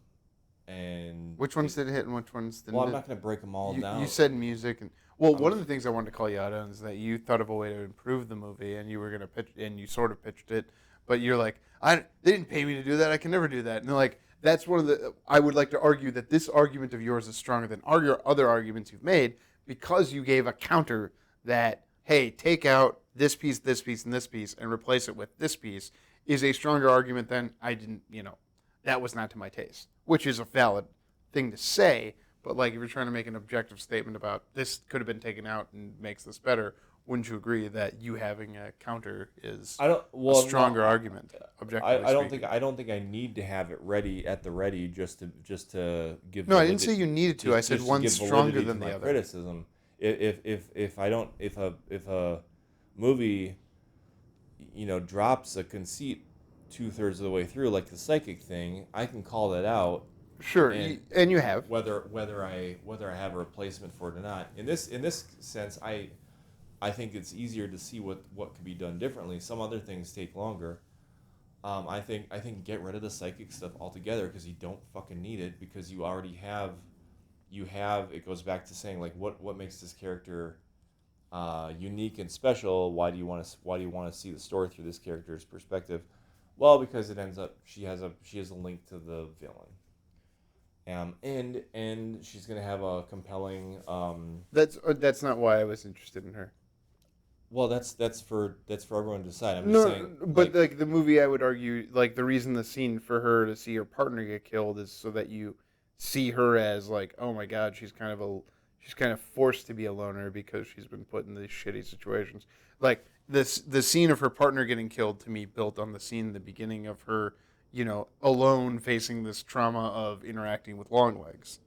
The two are, and so if you remove the second part, that doesn't that takes pieces out of her arc. That, you're again, I don't think she's psychic. I think they have no other way to discuss it in their language. So to me, it's still a canard that there's no way that there's no other explanation for her knowing what house the guy was in. Again, my assumption is that because they show how she catches people, how she gets closer to Longlegs, not whether or not she catches Longlegs. She gets closer to Longlegs, both because he sends her a letter, but we also see like she gets closer to figuring out the overall picture by looking at all like remember the scene where she's like looking at all the pictures on the ground? Yeah. And like that to me is like doing the police work. It reminded me of The Wire when they look at all the pictures on the board, and that's like real. That's how movies tell us what quote unquote real police work would look like in a visual sense, because they're taking different files of information and putting them together. So have her be really good at police work. Have her. Skill, I think they do show us no. though. Don't make her psychic. Have her skill be. I'm really good at police work because I find the details that other people don't, or something like But that. that's the thing is, again, what I argue is that we didn't, like, I would have to watch that scene over and over to, I'm sure the director intentionally put some detail in to the scene where she sees, like, oh, it's this one. Because, like, they want us to make us think, oh, it's the ticky-tacky houses that are all the same. But she's the special one who sees this, thing that is later attributed to be being psychic, which again I don't think the movie. If they ever gave us an explanation as to something that's not like just psychic, that clued her into that's the house, which I don't think they did, either in the moment or afterward. No, my afterward is that they show her doing police work later. But continue. Then have her be good at police work and don't have her be psychic, because they're two different things.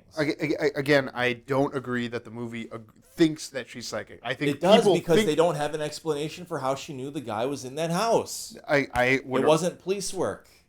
Because they didn't show us her looking at the pictures, was again what I said earlier. But yeah, it wasn't police work that led her to the right townhouse. I would also argue that her police work isn't that great.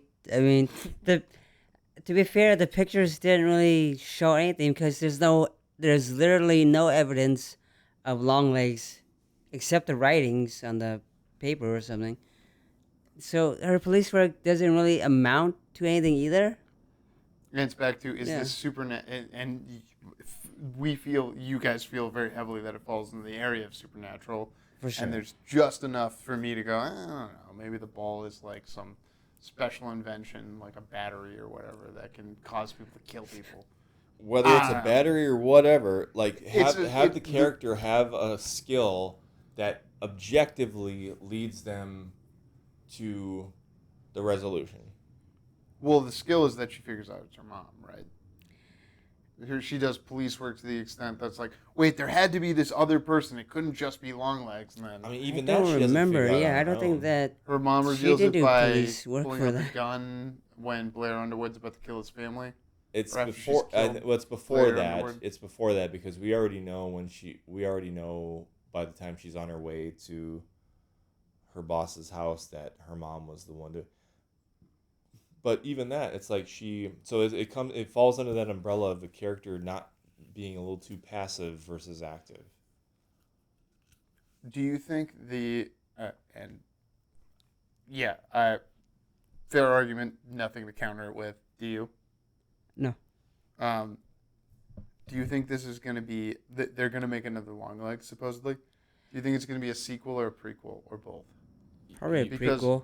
Really? I'd say prequel, yeah, yeah. they can go for it, but like You think, because they'll want Nic Cage again, and they can't do it. It's like they box themselves into the corner with the 2003 Texas Chainsaw. They had to do a prequel because we can't have a one-armed Leatherface running around. Wouldn't it be interesting to So- see what she goes to next, and if she has to go back and talk to Blair Underwood, who's like in custody now and wants to kill himself, similar to how Longlegs wanted to kill himself. So like the actions of Longlegs have led, into the future, and maybe the next one's not called Longlegs, but basically we saw Blair Underwood kill his wife, and his daughter made it. We heard him kill her wife. His daughter survived. I'm pretty. It looked like he got killed. He got killed? It looked like she. I mean, she did shoot him. Yeah, but I bet you survived. it could be one of You could have him survive. Yeah, I wouldn't fault them if they I brought don't know him if you back heard in a that the sequel. president got shot and he survived. I'm still wondering how. All right. Don't like Glass. I don't know. I mean, it just seems like a weird angle, knowing where the bullets were coming from a certain direction. But like, to go through here and then not hit this, it makes me believe the glass theory. You heard the speech, right? The ears, they bleed the most. That's something we learned. We didn't know that. And he got a genuine laugh. What did he say? Oh, you didn't hear the speech where he talked about the ears that bleed the most? We learned something the other day. We didn't know that the ears. Yeah. So that's why everyone needs to wear a maxi pad on their ear. Everyone's ears are bleeding. Well, that's not what I understand the dressing would be, but that's what like you do if you had. That's what you do when you're in a cult. Or the actual bandage I understand to be like a wig thing, but I don't know. It's not my business. People shoot people, and sometimes they don't die. Like Theodore Roosevelt didn't die when he got shot, and maybe Blair Underwood didn't die, and now has to deal with having killed his wife. That would be narrative. He'll be wearing a maxi pad throughout the entire Longlegs too. Yeah, but this is okay. The problem. So does Blair Underwood's character become what in your sequel? Does he become the main character? No. The main character is still Micah. Is that how you say it? Micah's character. The actress Micah Monroe. Yeah. Lee Harker was her. But then what happens with Blair's character? Oh, he basically takes on the Nicolas Cage part where he's in a little bit of it. Like she has to go to him. I thought Nicolas Cage was going to end up being like Hannibal, where she has to go like reference him, and it's like the same evil comes back and rears its head in a different way. Because like this movie made so much money, they're making a sequel, and they already have a movie shot of a Stephen King adaptation from this director. Oh, the monkey's already shot and coming out next year. And now it's like, well, hey, it's Oz Perkins. Yeah. Hey, what do you want to do? And by the way, we're gonna make something else with Longlegs. So you've argued. Which one of you argued prequel? I did. Yeah. Okay. So argue prequel.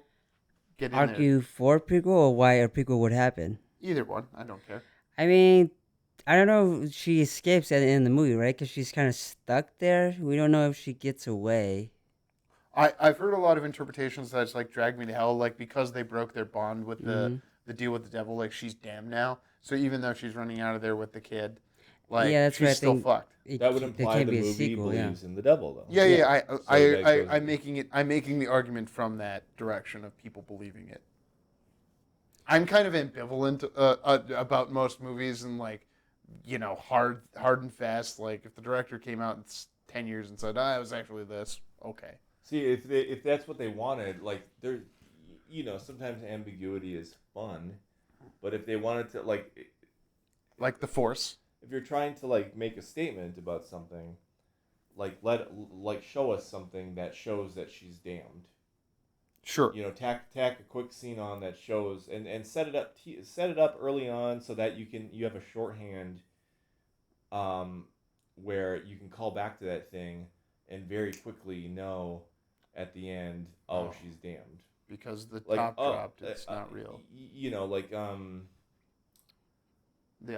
David Lynch, Mulholland Drive. If you that fucking cowboy, right? If you see me once, you did well. I forget what it is. It's been. But years, if you see me again, it's tee up something like that, and then you could very quickly call back to that at the end and let everyone know, like, she's damned. It doesn't have to be like Drag Me to Hell, where it literally hell opens up the end. Yeah, you could set up something that's very quick to deploy at the very end, to communicate like that, because like most films and filmmakers you're trying to communicate something. Like not every one is David Lynch, not every movie is Mulholland Drive. Like thank God. It's kind of exactly. The movies would have been dead a long time ago. Exactly. Not like there's a time and a place for David Lynch bullshit.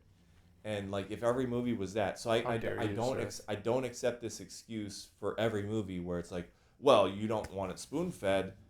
I don't think this was David Lynch level of, you know. Yeah, no, like have it be there for the people who want to look for it, but have it be close enough to the surface where you can unearth it with a you can unearth it with a garden tool, and you don't need a bulldozer.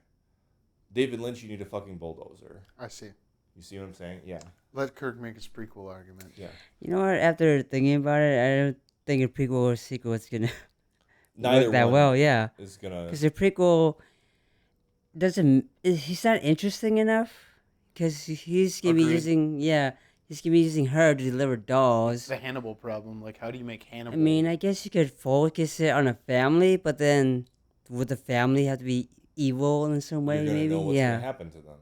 yeah, they're all gonna die anyways. It's So a kind prequel doesn't know- work no. either. you know the family's gonna die in Sinister. The same. You know they could do something like that. You Or don't really know for Sure. sure. You can assume. You can that bet. I think it would be sequel, and I think it's like the devil rears its head in a different way, like on another case, and now she's like got to work with new people. Like you could bring someone else in to be working in the FBI because she's still going to be in the FBI after this. Yeah, and, but like, that's the issue I have if it's a sequel. Does her psychic abilities come back into play? Like, I don't. Again, I what's don't think it's psychic. I think it's special devil powers or like relationship to like because her family has been touched by the damned, kind of like she was touched with the tism. She's got some like what is again not called psychic but half psychic by Blair Underwood. I think you're majoring in the minor by over like emphasizing Whatever that. it is, whatever you want to call it, Whatever her they special dropped ability it 2/3 is. of the way through. Whatever you want to call it, and whatever it was, they dropped it 2/3 of the way through. Because the movie goes in another direction, which is kind of like you And- were saying with and all- Seven, where it's like the guy turns himself Well, in. and also because looking back on it in the full context of the whole movie, it really was inconsequential even when they were sticking to it. It ends up being inconsequential, or it's consequential in ways that are too coincidental. The only ways it's consequential are in ways where it's too coincidental. It gets her on the case, great, but what does that bring about? And how many coincidences follow that? To you know what I mean? Like so, yeah, you can make something consequential, but if it's consequential The concept of fate, by I way think, of would be coincidental, that's not good. how much can we like assume the like whatever the mechanics of fate are in a movie with the devil potentially. That goes against fate. Goes against the whole like fundamental of screenwriting, where the protagonist should be, the action should be driven by the protagonist's actions, and that goes totally against fate. But again, Fate is more like that caters more to like a passive protagonist. yeah, and I would actually argue that's kind of a quality of noir, which we're arguing this somewhat is. We were comparing it to Seven, which is a neo-noir, and then we talked about The Dark Knight. In all of those cases, like Brad Pitt doesn't save the day, and you could take Batman out of The Dark Knight and the same shit would still happen. no, I'd argue you can't take out the Dark Knight. No, there's something with like Batman doesn't actually, because it's like arguably the protagonist could be the Joker, because he affects more of what's going on, and like the DA would still go bad. Like Harvey Dent always would have gotten to that point and then been corrupted, because it's like the system overall is corrupt, and like is like the we're shown so much of the real world of 1993 in this movie. And why are they showing us so much of like the verisimilitude of that time, and then also showing us something that is not real?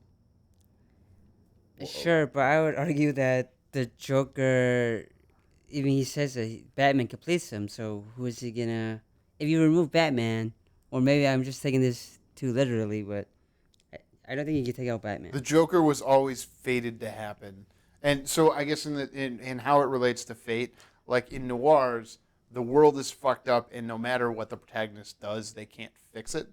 And like that's kind of how I looked at this character is, no, even though she's a special, and they made us think she was so special, maybe she's psychic, she can't fix it. She's fucked. The world has been infiltrated by the devil, and Nicolas Cage is a fucking weirdo. Her fucking mom, like was getting people killed so that she could protect her from going to hell or whatever the bullshit, agreement she thinks she made was. Dan, there was a moment know. where it seemed like you were thinking about it. I had you for a second, I thought. I mean, you can choose to do your story that way, but I don't think it's interesting. Here's to, some to bullshit. have like no consequences to anything. Here's some different bullshit. So 1985 is Maxine. Yeah. Next week, Longlegs, 1993. Yeah. Right? Yeah. Week after that, what do we got? Twisters, 1996. Twister. Right? So we're going Wow. like we're working our way through like the past cinema, like not classic cinema, but like our It's gonna lifetime be like ish. a 1996 disaster movie all over again. Well, no, I'm just saying that was what Twisters was, and then When's the movie with the asteroid on its way to Earth? Because then that'll take us through the late 90s. no, this week is X-Men. Oh. We're getting to X-Men, which is 2000, Yeah. right? So we've worked 15 years of cinema So in you like skipped 1 month. Deep Impact and Armageddon. By We did. Okay. It's kind of like having an LBJ moment and a near JFK moment in the course of a month versus. You're skipping. I'm sure it's Armageddon. Well, not LBJ stepped down in '68 and JFK happened in '63. Yeah, it did. It's March where he decides not to run. Oh, okay. And then I guess more of a 1981 when was it 81 or 82 when Reagan got shot but not killed. I'm gonna say 81. And then the last time a president decided not to run again was '68. I think. But are you for a sequel then for Longlegs? If Osgood Perkins thinks he can make another good movie and this monkey movie comes out good, I'll have some faith in him. I hadn't seen the other movies he's made. Have you, Nick? No, I haven't. I thought this is kind of like what I was saying about X again, where it's like it's too much of a pastiche for me to tell. Like I can see too many other movies' DNA in it, and hey, I didn't just fall out of the coconut tree. Obviously, we exist within the time. Right, making me more topical. No, I'm sorry, I couldn't help myself, but it does apply here because it's like they exist in a context. Is the point of that phrase, right? You exist within what has come before. Do you just want to say the whole quote? So you say it. No, you say it. I don't know off the top of my head. I don't either. I just knew that it was. I didn't just fall out. Nick doesn't know what we're talking about I at know all. what you're talking about. Okay, Yeah. you do. Good. In Miss Marvel, it is pronounced Kamala, which is confusing because I don't believe that's how the vice president pronounces her first name. Well, it's a different character with a name that's spelled the same but pronounces it differently. Yeah, because she's Pakistani and the vice president is the first Indian American senator from California. So it's just what do you call it when it's spelled the same way? Accent, yeah. No. Where's the emphasis? No. Yeah, Phonetic? I'm talking about like read and read are two different words but spelled the same way. Yes. What is the word for that? That's what I'm trying to think. Oh, of. okay. Yeah. There's homophone, but that's when they Homophone? sound the same. That's when they sound the same but are spelled differently. Oh wow. Because homo same. Yep. Phone homophone. sound. Yeah. So it's the version of that where they are written the same but are different words and pronounced differently. Are you sorry you saw this movie? No, I'm not sorry I saw it. No, I liked most of the scenes. I liked on their own. It's just when you're forced to reconcile them all together in this conversation. I'm like, well, you really did not need the psychic shit, or whatever they want to call it.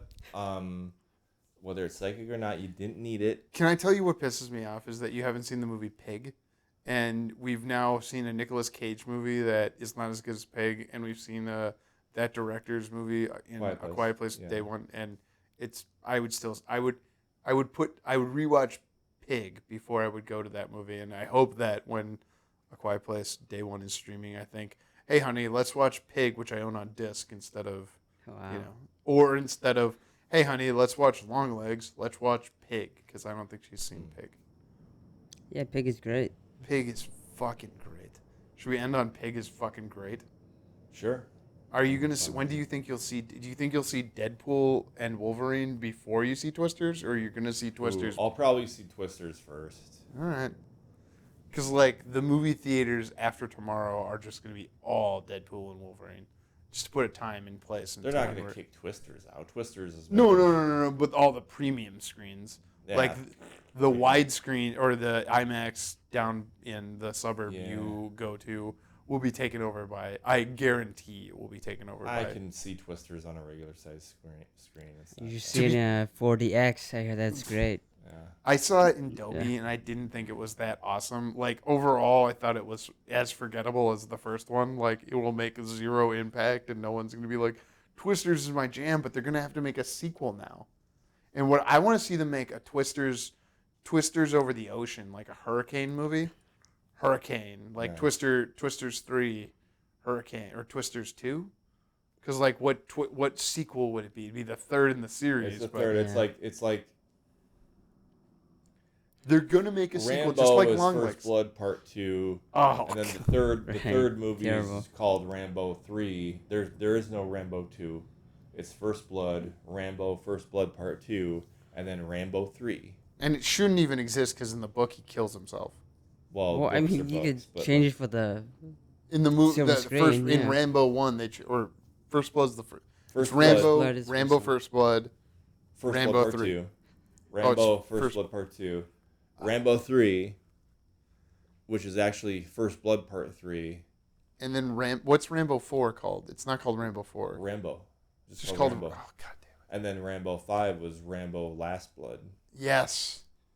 I That's like that one. that's probably the most appropriate title of any of the sequels. Did you like that one? Of the I only 5, saw which some of it, some of Rambo and Rambo 4 and 5. I'm not gonna call them by their stupid ass names. I've 4 only and 5. seen 1, 4, and 5. I have not watched Yeah. 2 and 3. Which is the one where he like sides with the Mujahideen? Is that what they're called? That's probably in the 80s. That's the third one. I don't know. Yeah, Uh-huh. probably. In one of them, he like sides with people that later we were not on the same side of, and that's why Top Gun Maverick is like. You guys are okay. I think you got the thing on your head, but I think you're okay. You guys just won't let me do what I gotta do because I Wow. want to do what I gotta great. do. You got the fucking band up here, but that's okay. Are you doing it?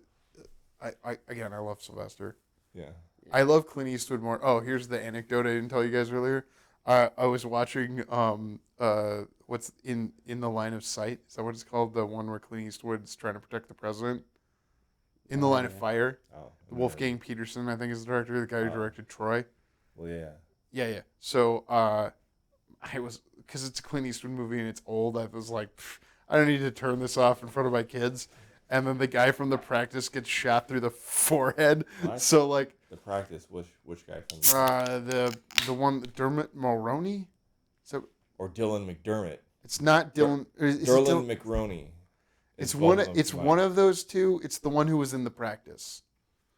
The ABC show The Practice that I was think that later was spun Dylan. off. I'm gonna say that was Dylan McDermott. Dylan McDermott. Dermot Mulroney. We've seen him a bunch. Scream Oh, 6. yeah, you're right. It's Dylan McDermott. Okay. I'm sorry. It's Okay. so he's Everyone gets those two mixed up. That's why I call him Derlin McRoney. so spoiler for 31-year-old in the line of fire. Dermot Mulroney. Wait, what? Dylan McDermott gets shot through the forehead, and you see it, and it's like it's not as bad as Longlegs, but in retrospect, it was like one of You don't see the exit wound. you don't exactly. You just see them. Exactly. They have like a little button on a string that they pull away I think and John reveal the little circular like. is that how bullet they wound. did that? I used to watch in the 90s. Steve Johnson, the makeup effects guy, would demonstrate. Actually, they had like a horror Hall of Fame like movie awards show. Sure. And then they would do these little interstitials where Steve Johnson, who's like a makeup effects guy, would show how they would do stuff like that. And it was like a button on a string with flesh-colored paint on it. Yeah. Underneath is the fake bullet wound they've already applied. Yep. They pull the string, and now there's your bullet wound. And they just go, like gauze out the string they pulled it out Well, on. it's film. out of you shoot on focus? film in the 1980s. You don't see the fucking string. It's the same string, that Peter Pan's fucking hanging, Yeah. flitting around on. Okay. You don't see the string. Yeah. I don't think it was the bullet that bothered her as much as it was John Malkovich, Wait, who? my eldest daughter, Oh, okay. because she went and hid, and that's how we were like, oh, we need to shut off the Clint Eastwood movie because She went and hid after Derlin McRoney got shot. it in wasn't the so forehead. much him; it was like John Malkovich being like, "Yeah, I'm gonna get you," and it was John like, "Oh, Malkovich is a fucking. he's in costumes in that Yeah. movie." It's you. Have you seen In the Line of Fire? No. You know what movie I'm talking? Neither of you know what movie. Nope. So Clint Eastwood is like a 60-year-old Secret Service agent, and I don't know why I wanted to watch this movie, but I've seen it many times before, and he's a 60-year-old Secret Service agent who comes back in for one last mission because they're getting weird letters from John Malkovich, and Clint Eastwood was there in '63, and like John Malkovich is taunting him. Actually, my wife compared this movie to Seven. Oh, you're pointing at me. What? There you go. That's why you want.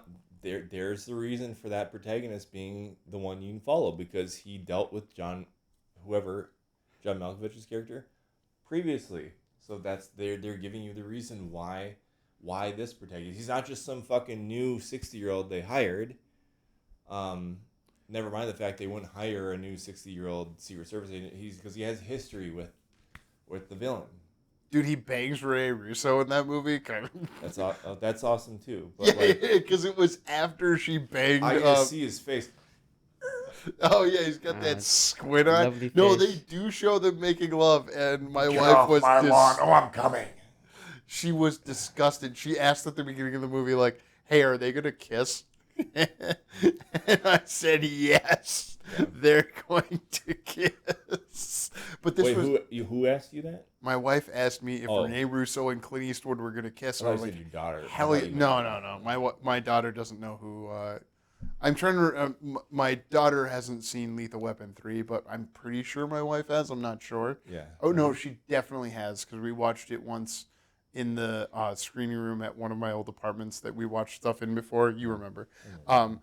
But Rene Russo bangs Mel Gibson in that movie because they start comparing scars. Remember? I remember that. Yeah. Yeah. And so this was like right after that. So like to me, Rene Russo is one of the hottest women. She's Thor's mom, isn't she?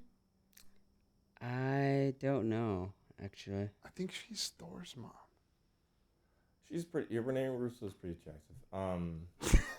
Which means she's What married was to that? Anthony Hopkins in those movies, which is even gross. Anthony Hopkins is way grosser than Clint Eastwood. At least Clint Eastwood, he's got it going on. Yeah. Yeah. Yes. Kirk, do you agree that Clint Eastwood I mean, I'm has trying a to think of who You I think dr- he's a racist, be honest. Who have I jerked off to more, Clint Eastwood or Anthony Hopkins? I guess probably Clint. I would have thought the Hannibal stuff really did it for you. Every What time Hannibal stuff? he says "get off my lawn," I just come. Gran Torino. Yeah, no, we knew what movie you were talking about. Yeah. That's the movie Kirk thinks is, racist because they. Yeah, deal he with, played one racist character. That doesn't mean he's racist Well, he all the time. abhors racism. Well, I don't know that much about Clint Eastwood then. I don't know. I'm just saying, Clint Eastwood. Overall, I respect him. I don't agree with him politically. I would like to watch Longlegs with Clint Eastwood and be like, what's going on in here?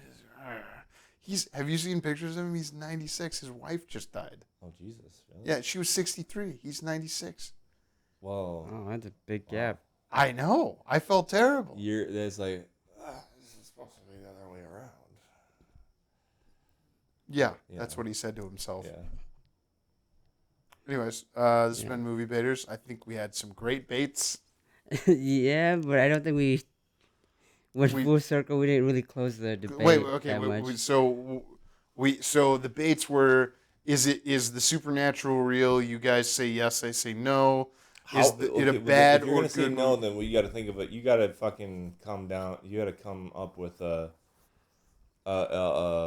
logical explanation for stuff that happens. That seems like it would have to be supernatural. Then. Well, again, I just think that he's what do you call it?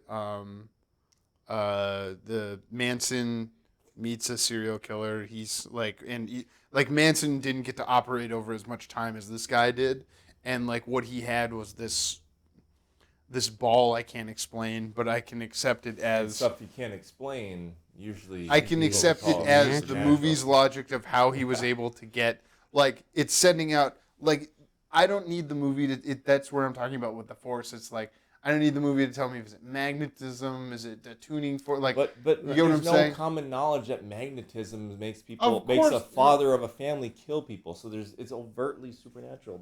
I don't think there's an argument here, unless you want there to be.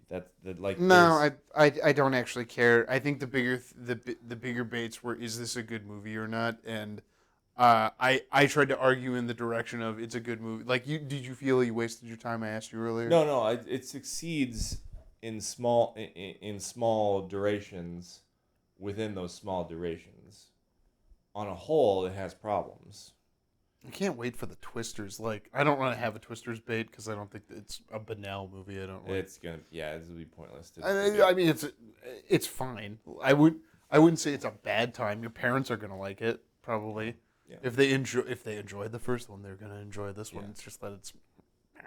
Yeah, no. Well, and they don't remember. I barely remember the first one. We've got cows. Other than the cow and the Shining and the fucking let's hide a knife in a barn full of knives. It was just fucking stupid. So what they're saying about this one, and sorry, Kirk, but we're not gonna have a debate about fucking Twisters. Is that Daisy Edgar Jones kind of gets blown off the screen? What? I didn't find that to Blown be the off the case. I've screen? just heard that as a take, and I was interested in it because, like, I feel as though she's in stuff that I'm not interested in, like Where the Crawdads Sing or whatever. Yeah. And I watched some What of that. Fresh? What? One with Sebastian Stan. Fresh, the cannibal. Oh, I like movie. that one. I did like that Interesting. movie, but she doesn't stick out to me in that Oh. movie. She's like, and I guess that's kind of the problem. I don't know if that's a problem or not. She's still an ingenue. She's super young. She's like 23 or something. Oh, so super she's fucking just young. super ingenue, Yeah. and like, I'm kind of grossed out then by her like kissless romance with Glenn Powell because he's like 38 or something like that. 36. I think he's 36. Okay, weirdo. Anyways, the point is that like he's in his mid to late 30s and she's in her early 20s. I guess that's Billy Crystal and the character's that same age. Who knows? His character is probably younger. Her character's probably older. he's a YouTuber. Then I would hope to God his character is Oh, younger. wait. Yes, she has to be because she's getting her PhD and then the movie jumps Yeah, forward she's 5 like years. 26 in the movie, I bet. 27, 28. Yeah. Doesn't matter. I mean, who cares? But like, Someone was saying that Glenn Powell isn't a movie star because all of his the things that have made him popular are pre-existing formats, like Top Gun. That was already a pre-existing format. Arguably, he led a romantic comedy, but that was more like the vehicle of a romantic comedy that was leading that. And now it's Twisters, and then he's got Running Man coming. And supposedly Hitman. they're working on He got Backdraft. Hitman specifically does like other movies within it, such as. But it's its own movie. It's not an IP. Yeah, I agree, and that's good. So, Is he a movie star? That movie didn't go to movie theaters. who knows? Well, The point is that Netflix movies are dead. Net- Star-driven vehicles don't Netflix exist anymore. Netflix movies are still Movies. eligible for Oscars because they Yes. show in LA and New York. well for- whatever it makes. them Actually, a qualify. Hitman did show in the Upper Midwest in a couple of places I saw. I wasn't interested in going because I knew it was going to be on Netflix in a week, and the last Netflix movie I went and saw in a theater was Land of the Dead. What? No, Land Army Dead? of the Dead. Army of the Dead. Oh, Army of the Dead. Oh, Yes. It was Fucking love okay that. for one viewing. I'll never watch it again. That was fantastic. Remember when like 5 of us got in a room? Were you Yeah. there, Kirk? It was, No, I was It was not. entertaining, Oh, but fuck. it's like I'll never watch it again. Okay, let's end this fucking episode. Yeah, Wait, what consensus were we supposed to come to? I don't know. Go see Longlegs if you want to. Yeah, it's a good movie, despite its flaws. Thank you, Kirk. Putting it nicely. Yeah. Bait hard. Mommy, Thanks for listening. Daddy.